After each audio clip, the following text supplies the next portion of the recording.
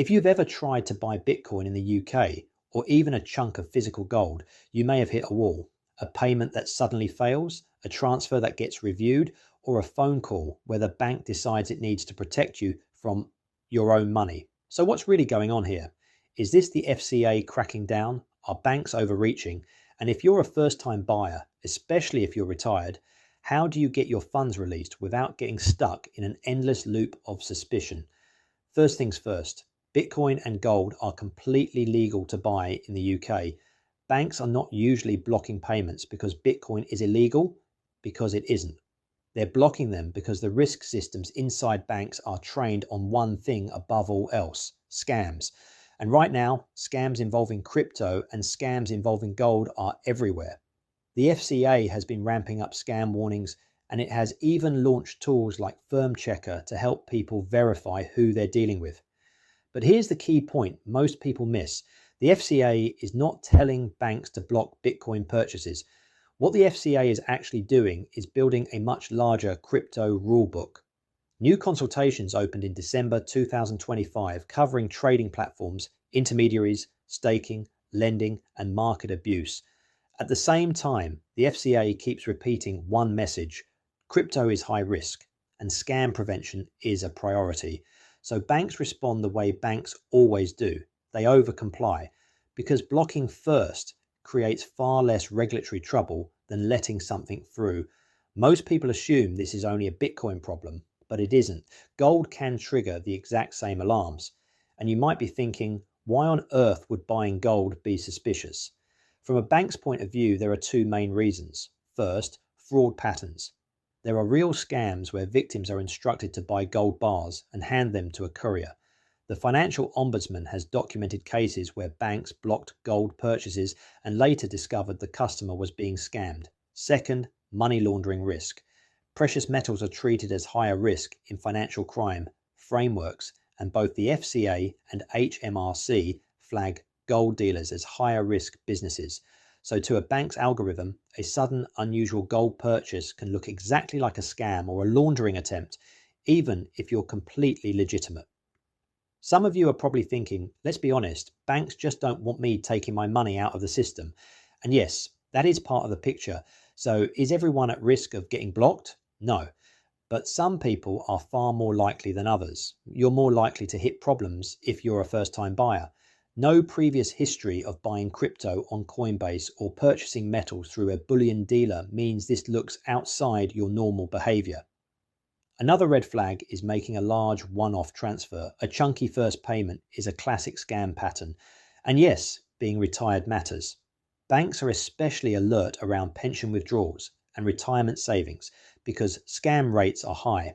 FCA research repeatedly shows that hundreds of thousands of people have been affected by investment and pension scams. Here's the uncomfortable truth. Legitimate retirees often look identical to scam victims to automated systems. If you've ever felt like you were being interrogated by your own bank, you are not alone. The good news is you can prepare for this and dramatically reduce the friction. Before we get to that, let's briefly look at which UK banks are more likely to restrict crypto purchases. Policies change, but a few are well documented.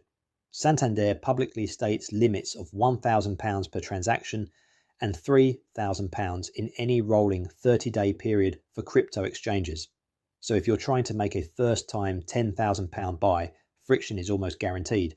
NatWest and RBS cap payments to exchanges are around £1,000 per day and £5,000 over 30 days. Nationwide states you can spend up to £5,000 per day via faster payments. I've personally had Nationwide block a Coinbase transaction, but once resolved, I've had no further issues. Lloyds Banking Group is also often reported as difficult, and they have published warnings linking crypto to wider scam types such as romance scams and impersonation scams. It's also worth remembering that most UK banks will not allow crypto purchases on a credit card at all, because regulators strongly dislike people borrowing money to speculate on volatile assets. So what do you do if your payment gets stopped? This is the most important part. First, sound calm and boring. No ideology, no anger, and no, the system is collapsing. Banks strongly associate emotion and urgency with scams. Second, use a clear, simple explanation. You can almost say this word for word. This is a personal investment decision I've researched myself. No one is instructing or pressuring me. The funds are my own savings. I'm not borrowing or using credit. I understand Bitcoin is volatile and high risk, and I'm only investing what I can afford to lose. The payment is to Coinbase, and I'm happy to complete reasonable security checks. That single explanation clears their biggest red flags: third-party pressure, borrowing, lack of risk awareness, and urgency. Third, be ready for follow-up questions. If they ask whether anyone told you to do this, your answer should simply be no. If they ask whether you're trying to recover losses, and the answer is yes, pause and rethink. That is a classic scam setup. If not, say this is a planned allocation. Fourth, start small. Even if you plan a larger allocation later, the first transaction is always the hardest. A small initial transfer helps establish normal behavior on your account. And finally, if they still refuse, stay polite but firm. Ask for the decision in writing, file a complaint if needed. And yes, you can move funds to a bank that supports these payments. Banks can choose how their payment rails are used, but they cannot keep your money indefinitely without proper legal grounds. And that's the real takeaway. This isn't about Bitcoin being banned. It's about a financial system that becomes very nervous when money leaves it. And understanding that calmly and clearly gives you back a lot of control. Now let's finish off by talking about the part that rarely gets said out loud, but quietly sits underneath all of this. Why money leaving the system is a problem for banks. At its core, deposits are the raw material of banking. When your money sits in a bank, it isn't simply stored there waiting for you, it is used. Deposits are lent out. They help banks meet liquidity requirements. They support balance sheets. And ultimately, they are what allow banks to generate profit.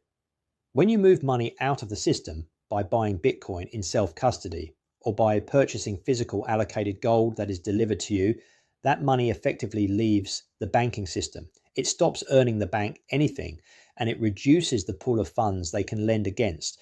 From a bank's perspective, that's capital leakage. This is also why Bitcoin and physical gold feel so uncomfortable to traditional banks. Banks are far more relaxed about things like ETFs, managed funds, paper gold, and custodial investment products. Those assets stay inside the system. They are intermediated, they generate ongoing fees, and they can be frozen, reversed, or controlled if needed.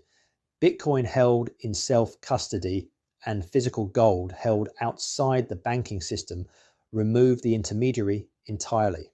That isn't illegal, and it isn't a conspiracy, but it does quietly break the traditional banking model, and that makes institutions deeply uncomfortable. And once you understand that incentive, a lot of the friction suddenly makes far more sense.